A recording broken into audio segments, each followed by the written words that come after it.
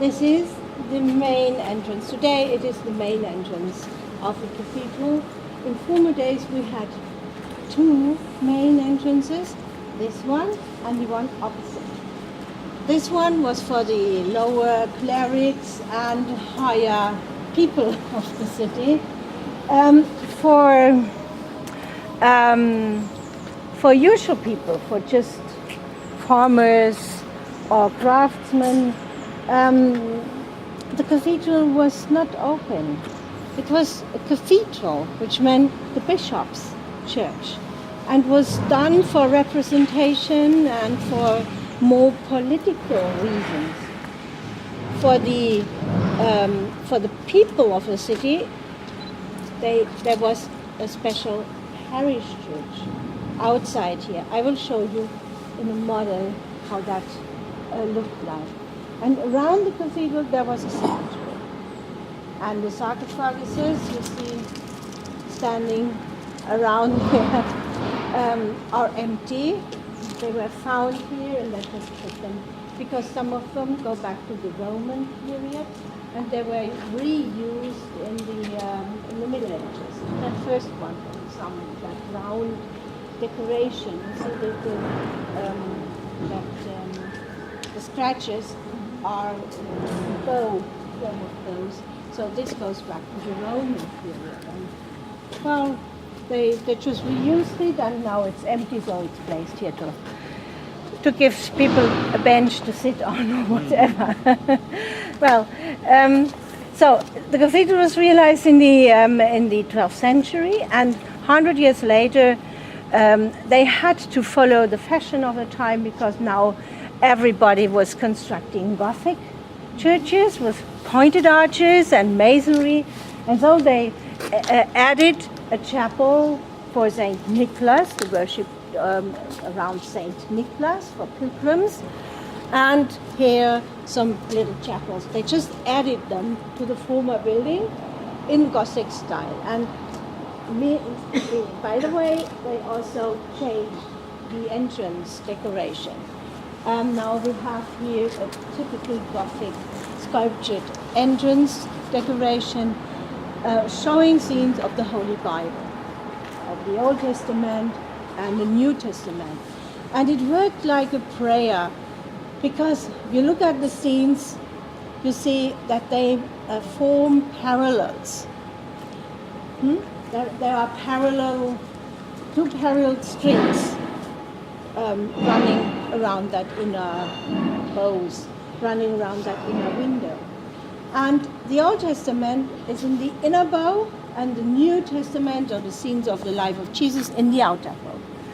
And when you formulate the contents of the context of the contents of the scenes, you will see that there are some parallels as well. So that the prayer I want to express says this: the Old Testament is the base or the foundation of the New Testament. Everything which is told in the New Testament was always prophesied in the Old Testament, and the new story is just the fulfilling of the old story. And so we have those two stripes of things, like a comic strip, right? If you put two strips together, and like a photo, like a photo story, one after the other. Oh, you're back. Yes, we're back now. So have you been successful? Yeah, been successful. Had no problem. Get the prescription. Wonderful. And filled. And So he's on the bus having a nap. that's good. All good. So. That's good. Yeah. All right, fine. How are we Well, on time though? If we want to try and be back 10:30-ish, are we? 10:30? Yeah. Yes. At the bus. Okay, now we will Keep go going, inside and have a look at the model there. So this entrance portal was for people of the time. They could read it at once. We have to stand and look And what is that? What does this mean? Uh-huh, For the people of the time, they knew because the preachers they told them every day in the parish churches around, and so they knew what they see over there, and they knew also the message that Christianity is the fulfilling of the Old Testament. Therefore, we have also the church and the synagogue as a substitute for the Old Testament, here shown at the entrance. The synagogue is over here, together with the 4 women. And on the left side, at the bottom, you see them? You see her? Her eyes are closed, and she has the an lamb. animal. Yeah. And the Iglesia, the church, she is riding on that animal in the top, right above, on that curious animal. On the It very is a top mixture. triangle, guys? Top Yes, of there? in the triangle over there. It is a mixture of the 4 symbols of the evangelists, of the gospel writers, Wow. St. Mark, Luke, John, and Matthew. They have symbols, a lion, a bull, an eagle, and an angel. And those 4 are mixed together and form the riding animal for the church. So the church is sitting on the New Testament, on the Gospels, and is above the old version, which is the Right, Old right. Testament. So this is the content. And for us today, it is complicated to read it, but in the Middle Ages, it was no problem.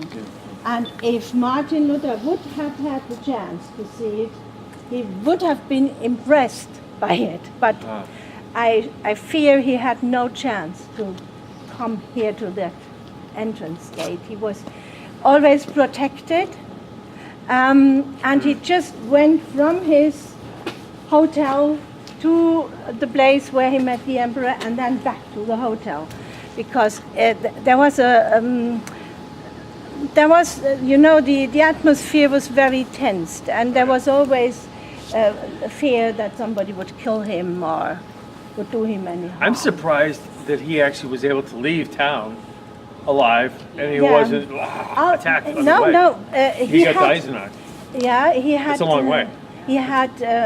He had mighty protectors, and the emperor himself guaranteed him free coming and going, and that was what he had to keep to.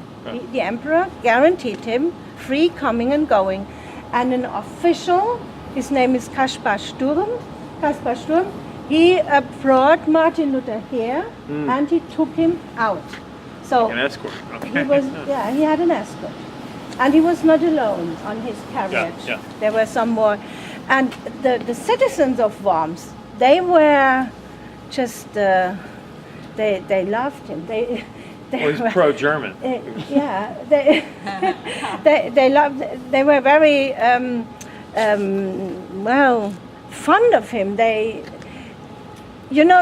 diet lasted already a quarter of a year, and they were really bored. And Just weren't now, a time. yes, now Martin Luther came in, and they said, well, now something will happen.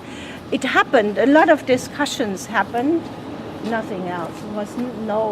He was never in danger inside Worms, because people knew him, and they didn't want to do him any harm, because soon after they followed him.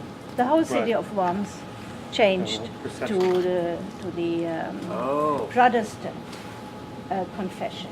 wow. And only the cathedral and the bishop and some nobles kept Catholic Interesting. until Wow. today. Huh. Let's go in.